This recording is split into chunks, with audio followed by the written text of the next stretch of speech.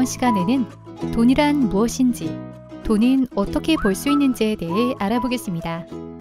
이번 시간을 통해서 여러분들은 돈의 개념과 돈을 버는 방법에 대해 설명할 수 있습니다.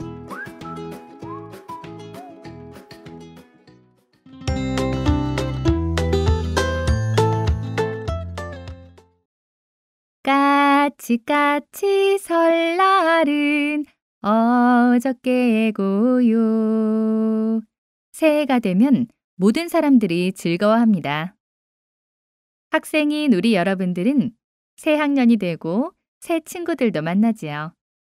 새로운 마음으로 하고 싶은 일들을 계획하고 꼭 이루겠다는 다짐도 해봅니다. 새해가 낯설다고 하여 이름 붙여진 설날. 설날이면 세뱃돈 받을 생각에 새해가 더 기다려지는지도 모르겠습니다. 평소에는 어디에 쓸 것인지를 분명히 밝혀야만 돈을 주시던 어른들이 설날만큼은 묻지도 않으시고 용돈을 주시니까요. 이번엔 세뱃돈으로 얼마를 받을까? 그걸로 뭘 할까? 생각하기도 합니다. 그런데 이상하지요? 도대체 돈이 무엇이길래 우리는 돈을 받고 좋아하는 것일까요? 돈은 우리가 갖고 싶어 하는 것들을 가질 수 있도록 해주는 도깨비 방망이 같아요. 먹고 싶은 빵도, 갖고 싶은 장난감도, 읽고 싶은 책도, 그리고 입고 싶은 옷도 돈만 있으면 가질 수 있으니까요. 그럼 우리가 갖고 싶은 것은 돈이 있어야만 가질 수 있는 것일까요? 그렇지는 않아요. 서로 필요한 물건을 맞바꾸어 가질 수도 있지요. 이렇게 물건과 물건을 서로 바꾸는 것을 물물교환이라고 하는데, 돈이 없던 옛날 옛적에는 모두가 물물교환을 통해 필요한 물건을 구했답니다. 지금도 돈이 없다면 어떨까요? 지호네는 과일 가게를 한답니다. 오늘은 지호의 생일날이라 생일 파티에 쓸 케이크가 필요했어요. 엄마는 케이크를 구하기 위해 과일 한 바구니를 가지고 빵가게로 갔어요. 과일과 케이크를 교환하려 했지만 빵가게 주인은 과일보다 밀가루가 필요하다고 거절했죠. 엄마는 다시 무거운 과일 바구니를 들고 밀가루 가게로 갔어요. 밀가루 가게 주인에게 과일과 밀가루를 서로 바꾸자고 말했지만 밀가루 가게 주인은 과일을 좋아하지 않고 필요한 것은 고기라고 거절했어요. 엄마는 다시 정육점으로 달려갔어요. 정육점 가게 주인에게 과일과 고기를 서로 바꾸자고 말했어요. 정육점 가게 주인은 마침 과일이 먹고 싶었다면서 제안을 수락했어요. 드디어 과일을 주고 고기를 얻은 엄마는 밀가루 가게로 가서 고기와 밀가루를 바꾸었어요. 이미 무거운 과일 바구니와 고기 덩어리, 밀가루를 들고 다니느라 힘이 빠진 엄마지만 지호의 생일 케이크를 얻기 위해 힘을 내서 다시 빵가게로 달려갔어요. 그리고 마지막으로 밀가루와 케이크를 맞바꿔 집으로 돌아왔지요. 하지만 이미 밤이 깊어 지호의 친구들은 모두 집으로 돌아가 버렸고 지호도 케이크를 기다리다 지쳐 이미 잠들어 있었어요. 이처럼 물물교환은 불편한 점이 많답니다. 필요한 물건과 바꾸기 위해 내가 가진 물건을 무겁게 직접 가지고 다녀야만 하거든요. 게다가 내가 가진 것을 마음에 들어 하는 사람 중에서 내게 필요한 물건을 가진 사람을 단 한 번에 만나기란 쉬운 일이 아니었지요. 그래서 사람들은 돈을 만들게 된 거랍니다. 모든 물건 대신에 돈을 사용하면 모든 게 술술 풀리게 되니까요. 요즘 우리가 쓰는 돈은 종이나 금속으로 만들어진 것이지만 처음에는 소금이나 조개 껍데기 같은 것을 돈으로 사용했답니다. 그러다가 금이나 은을 사용했고 세월이 흘러 지금은 종이로 만든 지폐나 금속으로 만든 동전을 사용하지요. 돈은 물건의 가치를 표시해주는 도구이지만 그 가치는 사람들끼리의 약속에 의해 생겨난 것이랍니다. 우리가 세뱃돈을 받고 좋아하는 것도 어른들이 돈을 많이 벌려고 하는 것도 모두 돈을 주면 원하는 것과 바꿀 수 있도록 약속을 정해두었기 때문이지요. 우리가 지금 사용하고 있는 돈을 봐볼까요? 동전에는 10, 50, 100, 500이라는 숫자가, 지폐에는 1000, 5000, 만, 5만이라는 숫자가 적혀 있어요. 적혀 있는 숫자가 클수록 사람들이 약속한 그 돈의 가치가 크다는 것을 의미하지요. 이렇게 돈은 사람들의 약속에 의해 그 가치가 생겨나는 것이기 때문에 굳이 금속이나 종이로 만들 필요는 없어요. 서로 가치를 주고받는 것에 대한 믿음만 있으면 어떤 방법으로든 물건을 사고 팔 수 있답니다. 어른들이 물건을 사면서 돈 대신 플라스틱으로 만들어진 카드를 건네주는 것을 본 적이 있을 거예요. 그 카드가 바로 신용카드랍니다. 신용카드는 이름처럼 신용, 즉 믿음을 바탕으로 물건을 살 수 있는 카드를 말해요. 물건이 필요한 사람이 지금 당장에는 돈이 없어도 나중에 약속한 날짜에 돈을 주겠다는 약속을 하면 물건을 파는 사람은 그 약속을 믿고 물건을 주는 것이지요. 돈이 사람들의 약속과 믿음에 의해 가치를 지닌다는 것과 관련된 재미있는 얘기를 하나 해줄게요. 남태평양의 작은 섬 야프에서는 바위덩어리를 돈으로 사용했답니다. 바위덩어리가 클수록 큰 가치를 지니지요. 어느 날 야프섬 주민들은 더 큰 바위를 구하러 바다 건너 먼 곳으로 떠났어요. 아주 큰 바위를 구해 섬으로 돌아오던 이들은 바다에서 폭풍을 만나 그만 바위덩어리를 바다에 빠뜨리고 말았지 뭐예요. 그래도 사람들은 그 아주 큰 바위의 주인을 야프섬 최고의 부자라고 인정해 주었고 그가 원하는 것은 무엇이든 주었어요.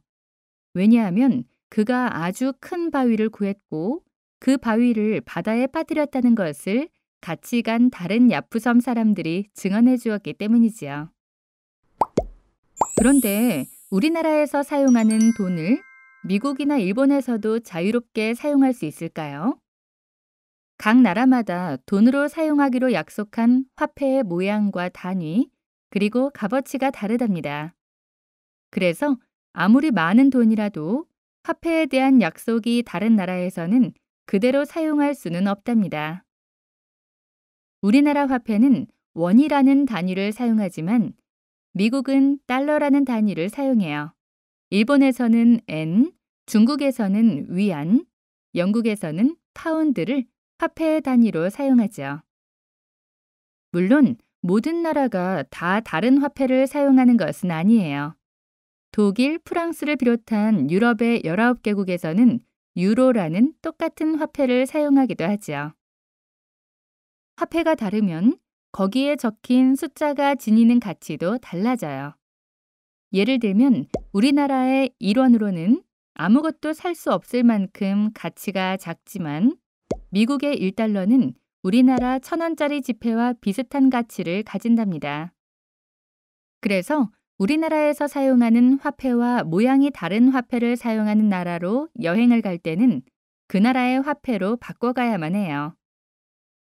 이렇게 한 나라의 화폐를 다른 나라의 화폐로 바꾸는 것을 환전이라고 해요. 환전을 할 때는 두 나라의 화폐가 동일한 가치를 지닐 수 있도록 정해진 교환 비율에 따라 바꿔주는데 이때의 비율을 환율이라고 한답니다.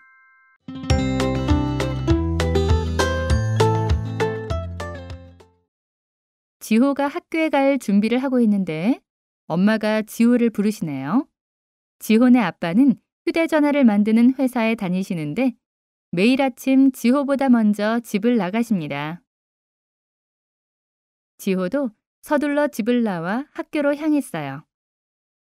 책가방을 메고 학교로 향하는 친구들, 서류 가방을 들고 바쁜 걸음을 재촉하는 아저씨, 음악을 들으며 버스를 기다리는 누나, 진열대에 놓인 물건을 정리하는 가게 아줌마, 학교 옆 공사장에서 짐을 나르는 아저씨, 길게 늘어선 자동차.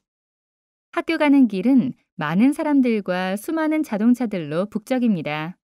친구들은 학교에 가지만 어른들은 무엇 때문에 아침부터 이리도 바쁜 걸까요? 모두들 원하는 물건을 사고 살아가는 데 필요한 돈을 벌기 위해 직장으로 가는 것이죠. 우리가 원하는 것을 얻기 위해서는 돈이 필요하다는 걸 친구들도 다 알고 있죠. 돈이 없으면 먹고 싶은 것도 마음대로 먹을 수 없고 갖고 싶은 장난감도 가질 수가 없어요. 돈을 많이 벌고 싶다고요? 그럼 어떻게 하면 돈을 벌 수 있는지 살펴보기로 해요. 가족들이 생활하기 위해서 벌어들이는 돈을 소득이라고 하는데 소득을 얻는 방법은 크게 4가지로 나눌 수 있답니다. 첫 번째 방법은 지혼의 아빠처럼 회사나 공장에 가서 일을 하고 그 대가로 돈을 받는 것이죠. 이렇게 벌어들이는 돈을 근로소득이라고 해요. 근로소득은 지혼의 아빠처럼 매일 출근해서 일한 대가를 1개월마다 모아서 월급으로 받을 수도 있어요. 그리고 아파트 건설 현장에서 벽돌을 쌓고 시멘트를 바르고 멋진 집을 짓는 아저씨들처럼 하루하루 일을 한 만큼의 근로소득을 일당으로 받는 경우도 있지요. 두 번째 방법은 문방구, 미용실, 식당 같은 가게를 차리는 것이죠. 이렇게 직접 가게나 회사, 공장을 경영해서 다른 사람에게 물건을 팔거나 서비스를 제공해주고 벌어들이는 돈은 사업소득이라고 해요. 사업소득을 얻기 위해서는 먼저 회사나 가게를 차려야 하는데 이렇게 회사나 가게를 차리는 데 들어가는 비용을 자본금이라고 해요. 가끔은 많은 자본금을 들여서 가게를 차렸는데도 불구하고 장사가 잘 되지 않으면 벌어들이는 사업소득이 너무 적어서 가게 문을 닫기도 하지요. 세 번째 방법은 자신이 이미 가지고 있는 재산, 그러니까 땅이나 건물, 돈 등을 다른 사람에게 빌려주고 그 대가를 받는 것이죠. 이것을 재산소득이라고 해요. 근로소득과 사업소득은 일을 해야만 벌어들일 수 있는 것이지만 재산소득은 일을 하지 않고도 얻을 수 있는 소득이죠. 일을 하지 않고도 돈을 벌 수 있다니 정말 좋겠죠? 하지만 근로소득이나 사업소득 없이 재산소득만 가지고 생활할 수 있는 사람은 거의 없답니다. 이미 갖고 있는 재산이 엄청나게 많지 않고서야 재산소득이 많을 수는 없는 법이니까요. 그렇다고 실망할 필요는 없어요. 돈을 아껴 쓰고 저축을 하다 보면 재산이 늘어나게 될 테고, 그러면 그 재산이 또 더 많은 재산소득을 가져올 테니까요. 마지막으로 이전소득이라는 것이 있는데 이것은 앞에서 소개한 근로소득, 사업소득, 재산소득을 빼고 그 외에 다른 방법으로 얻을 수 있는 소득을 말하지요. 퇴직 후 받게 되는 연금이나 재해보상금 같은 것이 여기에 속한답니다. 지난 여름에 홍수가 나서 집이 무너지고 집안에 있던 살림살이들이 모두 떠내려간 사람들을 위해서 수재민 돕기 성금을 낸 적이 있지요. 그때 우리가 낸 성금이 수재민들에게 이전 소득으로 돌아가게 되는 것이랍니다. 빨리 부자가 되고 싶다고요? 우리 집이 부자였으면 좋겠다라는 생각만으로 하루아침에 부자가 될 수는 없는 법이죠. 부자가 되기 위해서는 많은 돈을 버는 것도 중요하지만 벌어들인 돈을 얼마나 아끼고 계획성 있게 쓰느냐가 더 중요하답니다. 매번 100만 원을 버는 사람이 100만 원을 벌 때마다 다 써버린다면 나중에는 아무것도 남지 않지요. 하지만 50만 원을 버는 사람이 매번 50만 원을 벌 때마다 30만 원은 쓰고 20만 원은 절약해서 아껴둔다면 티끌 모아 태산이라는 말처럼 나중에는 그 돈이 모여서 큰 돈이 될 수 있답니다. 특히 우리 어린이들은 아직 어려서 직접 돈을 벌기는 어려워요. 그러니까 부모님께 받은 용돈을 아껴서 쓰는 습관을 들이는 것이 부자 되기의 첫걸음이란 걸 명심해야 해요.